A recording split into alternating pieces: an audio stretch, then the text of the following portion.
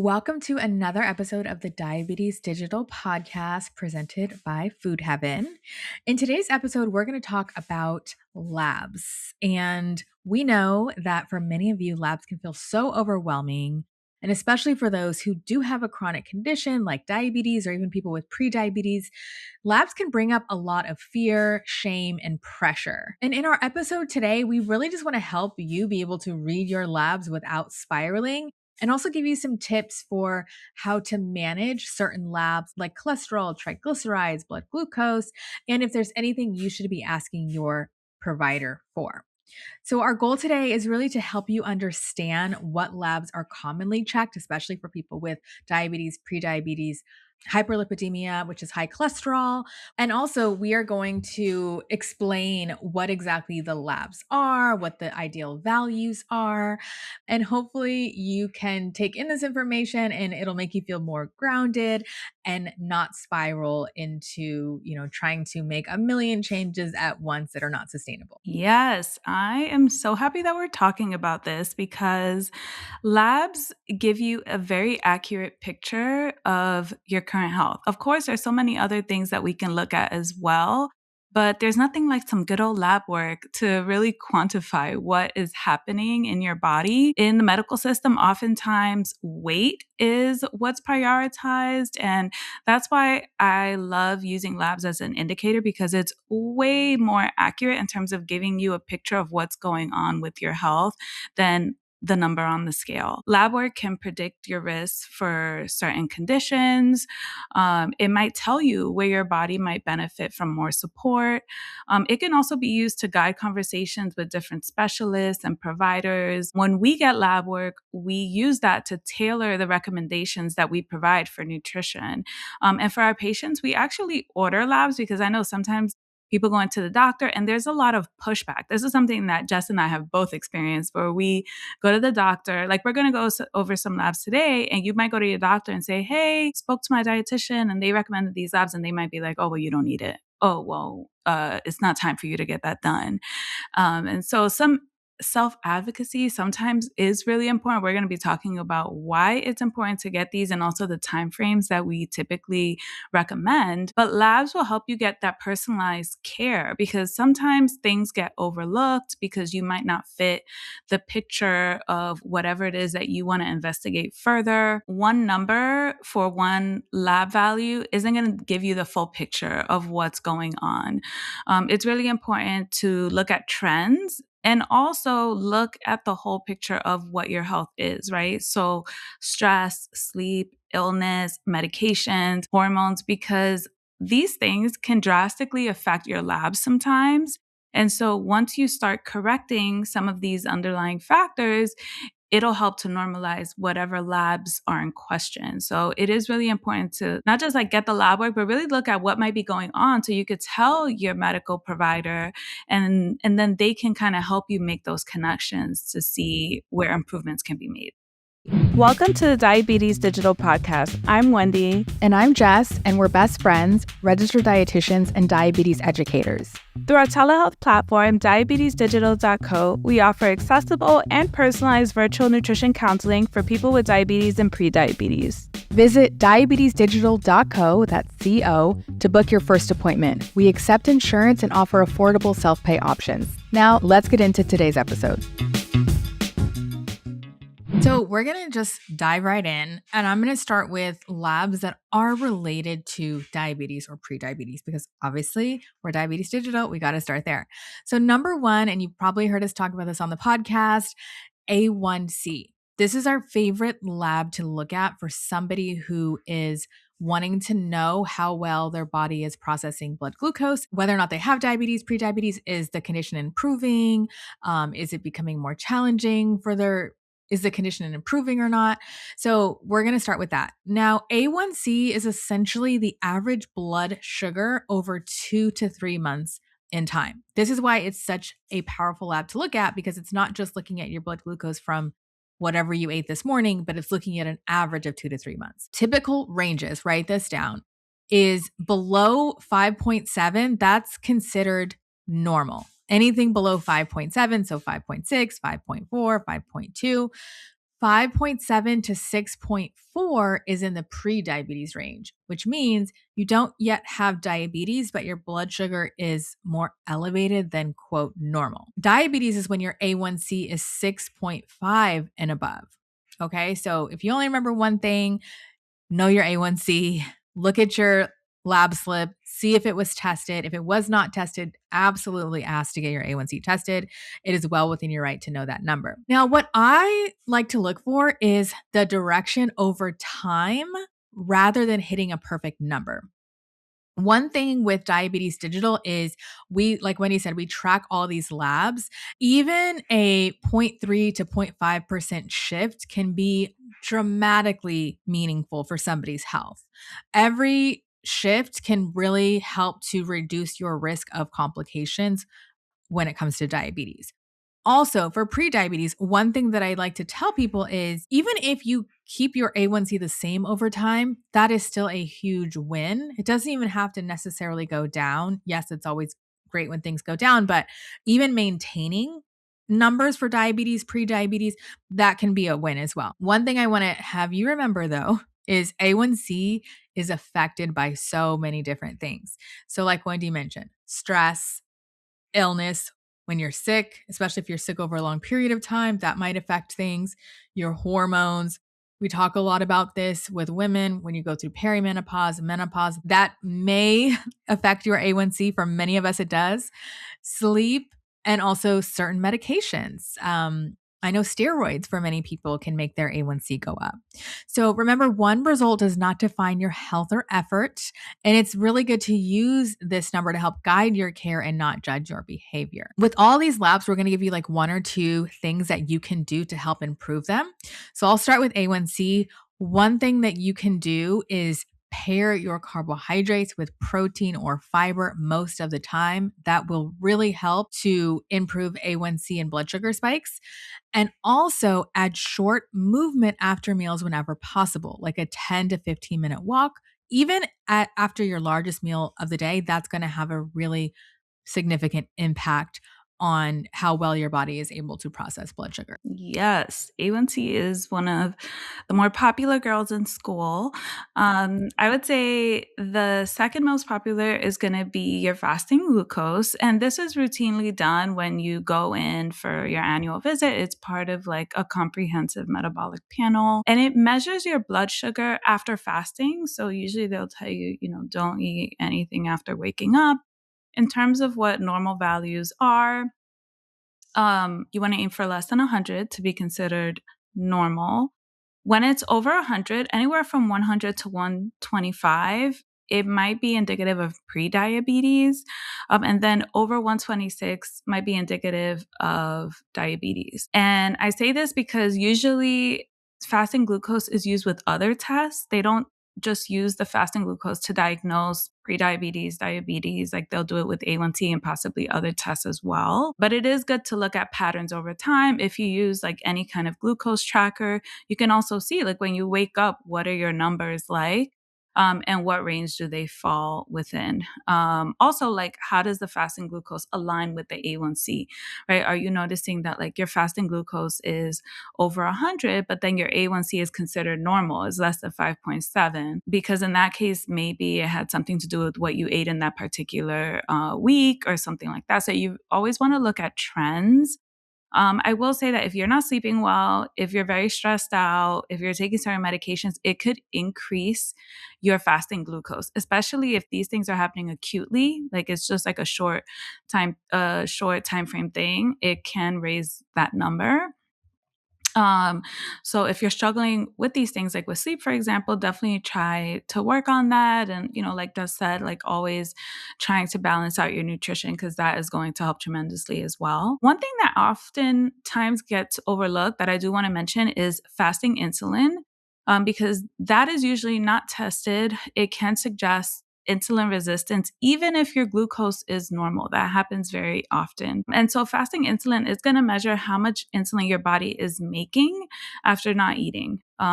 Usually it's also a fast that you would do.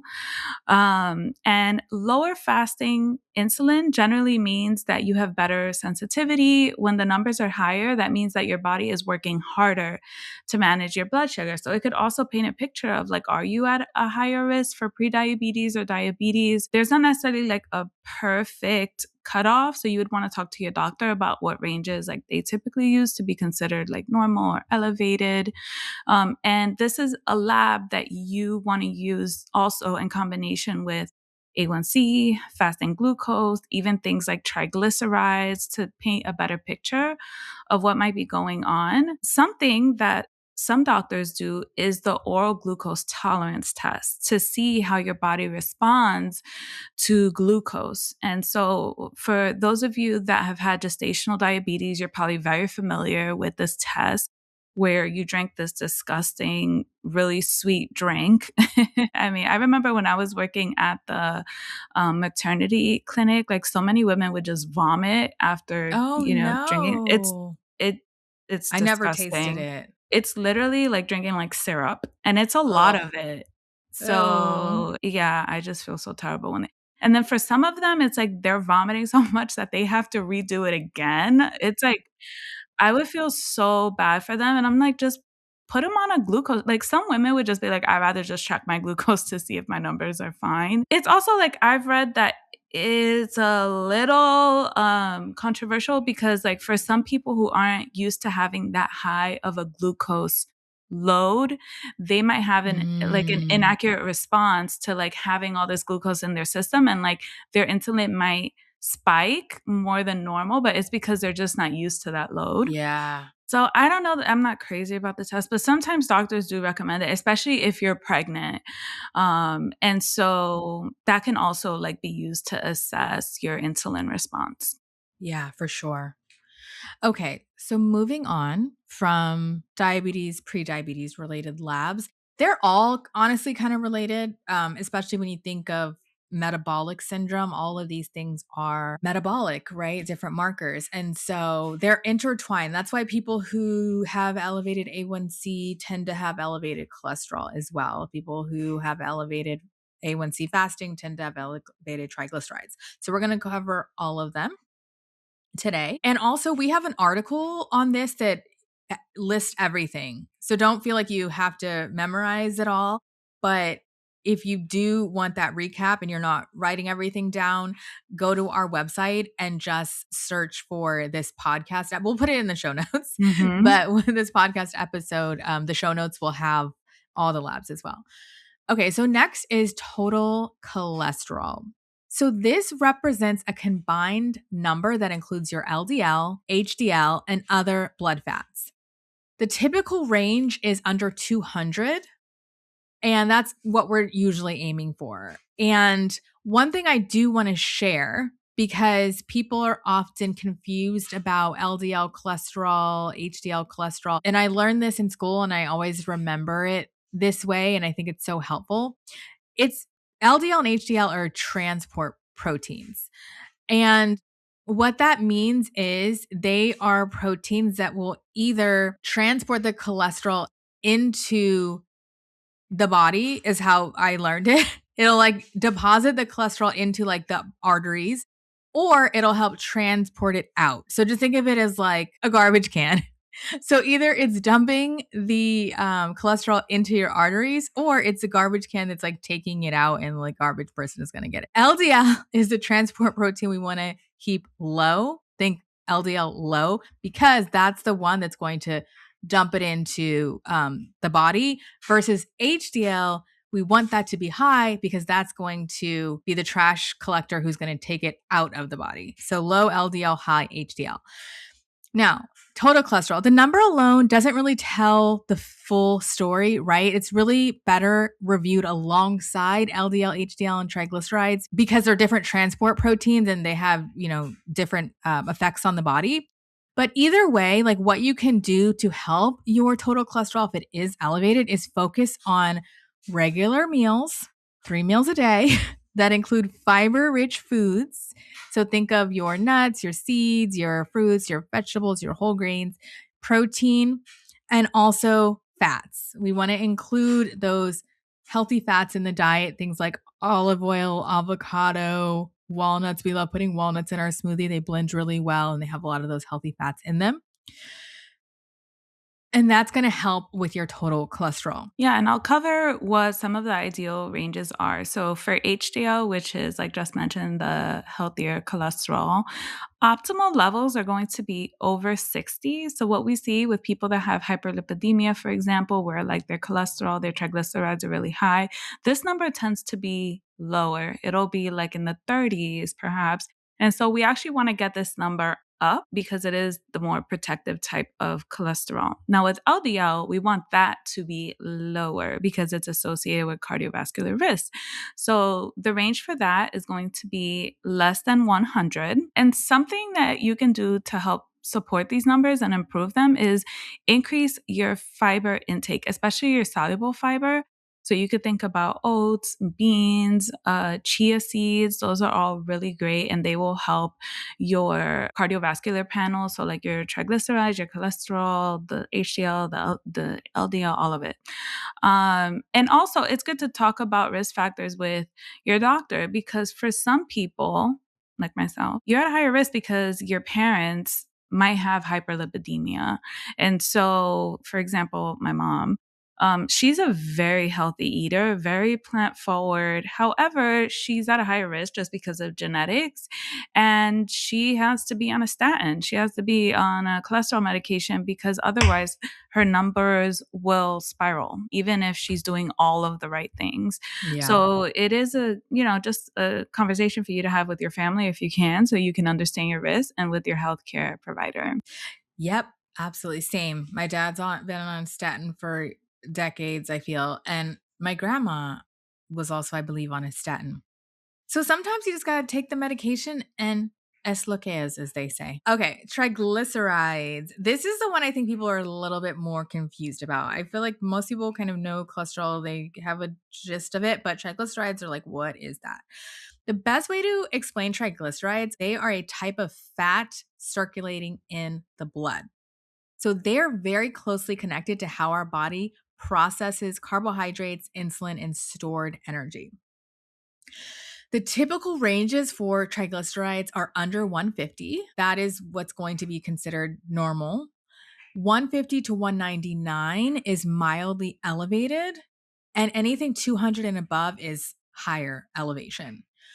So, this is something that we see a lot in our practice, elevated triglycerides, because we work with diabetes. And what did I mention? They're very closely related to carbohydrates and insulin. That's why you'll see if you have elevated A1C, people often have elevated triglycerides. The nice thing about triglycerides is that they typically improve as your insulin resistance improves.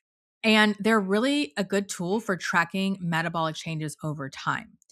We track triglyceride for our patients, and this is one of the labs that improves very significantly because as people are making those improvements, like I said, to the carbs or meal distribution, as a byproduct, going to improve their triglycerides too. So, what can you do to help? Distributing your carbs evenly across the day rather than large single meals, trying to aim for more complex carbs. That's going to be helpful, and really avoiding long gaps between meals because that can make it harder for your body to be able to process the carbohydrates because it's getting such a big load at once versus spreading it out throughout the day. Another thing that I will say, and I did a research paper on this in grad school and presented on it because there was a lot of solid evidence. Fish oils are so good for elevated triglycerides. And I literally have my fish oils right here that I have to take. You typically have to take them in larger doses. I believe it's between like 2-ish grams, maybe up to 4 grams. Work with your doctor dietitian before starting anything. But I think that's like one of the strongest things that can help. And I've seen it help with patients as well. Have you seen this too, Wendy? Definitely. Yeah. Yeah. It's like my go-to. Mm-hmm. Whenever I'm like, okay, let's get that fish oil going, gal. I recommend that people focus on the EPA and DHA. They are effective for lowering triglycerides. However, EPA is usually better for lowering triglycerides without raising LDL. So look at your bottle, make sure it has more EPA, and get close to that, 2-3 grams a day. It can be expensive because it is more of like the pure form versus sometimes omega 3s. I don't typically recommend them because you don't really know what exactly you're getting. Um, so that means that EPA DHA it's going to be more expensive. So sometimes people can only afford 1 gram, which is usually like one pill. But whatever you can do, it's probably going to be helpful in some capacity with your triglycerides. Yes, yes, those are really great tips. So those are the main labs. I will give you some bonus ones as well. One is your kidney lab work, and I highly recommend this if you have diabetes, type 1, type 2. Also recommend this if you're over 50. Sometimes they do it routinely when you get your annual check. They might not do it every year, but sometimes they do it just to make sure that everything is working properly. But usually kidney function declines as you age. So that's why I said over 50. It's good to get it done annually to make sure everything is working properly. And what that would look like is your EGFR, which is your filtration rate. So, how quickly your kidneys are clearing waste. Creatinine is another lab used to assess kidney function, urea nitrogen. So, these are all things that can be looked at to see if your kidneys are not filtering properly, if you have protein or glucose accumulating in the blood because of impaired kidney clearance. In terms of GFR, you want to aim for over 60. That's considered normal, especially if you're younger than 50 years old. You should definitely have it above 60. And you want to test negative for having proteins in your blood or your urine, especially like higher levels. This is, I think, one of the most important labs aside from everything else, but one of the most important to look at if you have diabetes, because if you do get any kind of kidney disease, if you're not taking care of it, it can progress very quickly. And I've had patients come in where like there's different stages of kidney disease, but they come in at a very advanced stage, not even knowing that they have kidney disease. Patients where it's like so advanced that they might have to go into dialysis in the near Oh my god. future. Yeah, I saw that a few times when I was working at the hospital. So it's really important to get this tested, see where you are, because then you could do preventative work. And there's medications and things that can also help to delay it if you do have kidney disease. Because once it comes, I will say, like with kidney disease failure, it's one of the most restrictive ways to eat. It's like, my mind would be spinning when people would tell me that they had CKD because it's like the potassium, the protein, the calcium. It's like so many restrictions, and it could be very stressful for patients. So definitely make sure that you check that out. The next lab that often also goes underlooked, but I would say when I was working at my clinic in East Oakland, almost everyone had this elevated, probably 90% of the patients. That is the liver enzymes. And it's something too that I feel providers didn't always talk with them about, or it wasn't really a big focus, but it's still very important. And those are going to be ALT and AST. Okay. And the typical ranges are often under 35 to 40, depending upon the lab. Again, mild elevations are very common with insulin resistance. And that's the reason why people who have elevated A1C might also have elevated liver enzymes. It is important to note, like with everything, trends matter more than single values. So, oftentimes, when something looks off, providers might check it a second time just to confirm that it wasn't like a one off fluke that was maybe influenced by other things. So, that can always be a helpful strategy. And the ways to support are similar to everything we've been saying: supporting insulin sensitivity, regular meals, movement, not restricting. And the only thing I'll add for this, and it applies to all, but especially liver enzymes, is the alcohol. Looking at your alcohol intake, is there room to drink less if that is affecting your liver enzymes, which it can? Especially folks who are maybe binge drinking on the weekends or having drinks every single day. It's just something to consider and ask your doctor dietitian, like, hey, do you think this might be affecting my liver enzymes? Okay, I know we have gone through a lot of labs, so I'll give you two more that could be helpful before wrapping. One is B12, and I say that because sometimes for people that take metformin, which is very commonly used for people that have prediabetes and type 2, it might deplete your B12 levels. So we typically recommend anywhere between 200 to 900 or higher for your B12 levels. And then the last one that I'll say is vitamin D, which so many people are deficient in. I think it's like one of those vitamins that is like the most common for deficiencies, especially for those of us that live in cooler climates. Experts recommend between 40 to 60 nanograms as optimal for immune support, musculoskeletal support. Some labs that can help add context to your vitamin D levels is also calcium, your PTH, your parathyroid hormone. And some things that you can do is, go outside if you can. Even if it's not super sunny, you can still get those UV rays. So try to go out and get some skin exposure. You can take supplements if you need to. Speak with your dietitian if you're unsure of what amount to take, and they can help guide you.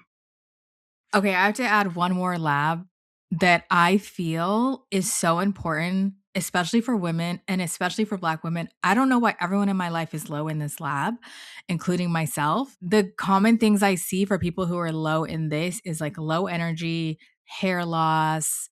Those are the main two that I'm thinking of. There's so many things it affects, but those are like two big ones where you notice something just is not quite right. And that is ferritin. Ferritin reflects iron stores, and it often drops before your hemoglobin changes. And this is why it's so important to work with a dietitian, because doctors typically only look at your hemoglobin and hematocrit, like your red blood cell count, things like that.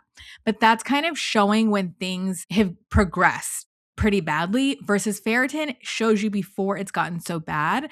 And low ferritin can cause fatigue and issues with hair, even with a normal CBC, which is a complete blood count. Definitely, please get this checked, especially if you're like, my hair just, I feel like it's thinning or it's coming out in clumps. Similar to vitamin D, they all affect hair too. The thing that's interesting is that sometimes, like, what is considered normal, especially with ferritin, is not actually adequate for many adults. So typically 30 and above is considered normal, but many people still have symptoms even with 30, right? So oftentimes in functional medicine, like Nikki's one of our functional dietitians, she likes to see ferritin over 50. Same thing with me. I met with a functional dietitian for some of my issues, and she's like, yeah, we want to get it over 50. And I will say that I just had an iron transfusion because of the ferritin, and it's only been like not even that long, and I'm already starting to feel so much better, more energy, like better with workouts. And the nice thing about ferritin is it's just going to get better because it takes time. Usually it takes about like up to 3 months for your body really to make any changes for your ferritin to go up. So definitely, if you are Black and brown, or anybody, but especially Black and brown, I don't know why we always have low this number, like, get it checked. Yes. Yeah, Jess told me about it, and I was like, "Let me go get my ferritin checked." And I was low, so I was like, Oh, "Thank you God." were? Yeah. Yeah, it wasn't super low, but it was, like, kinda borderline, and I spoke with a dietitian about it, and she was like, "Oh," she was just saying, like, "Try to increase your iron intake with foods and things, like, different strategies, because it wasn't, like, super low," and I was like, "Yeah, I have to be more mindful of, like, using my cast iron skillet and all those other things." The thing with ferritin is if you are taking supplements, or let's say you're making all these changes and it's not moving, it might be an absorption issue. That's why some of us, you go to the infusions, because I was supplementing for a year and a half and the levels were kind of staying the same. That's probably not the case for most people. But the other thing is, if you're vegetarian, you're probably going to need to look closer at these levels. So I don't eat red Mhm. meat. So that's another reason why it's like I'm not getting a ton from the diet, and the iron you're getting from animal foods is going to be better absorbed than the iron you're getting from plant food. So just a couple of things to think about. And if you have questions, work with one of our dietitians. Yeah, so we're going to wrap up this episode. Hopefully it was helpful for you. We will create a whole post so that you don't have to write everything down. It'll all be there so that you can go through it. And when you go to your doctor, try to review these labs with them so that they can order it for you. If you work with us, we can also order for you. It does not cost much. So definitely check out our website, diabetesdigital.co. To get started /quiz if you want to just go right into the intake form. But to recap what we said, labs, they help us understand risk. They don't necessarily predict your future, but they help you understand your health status. And they allow your provider, your dietitian to personalize care based on what those labs say.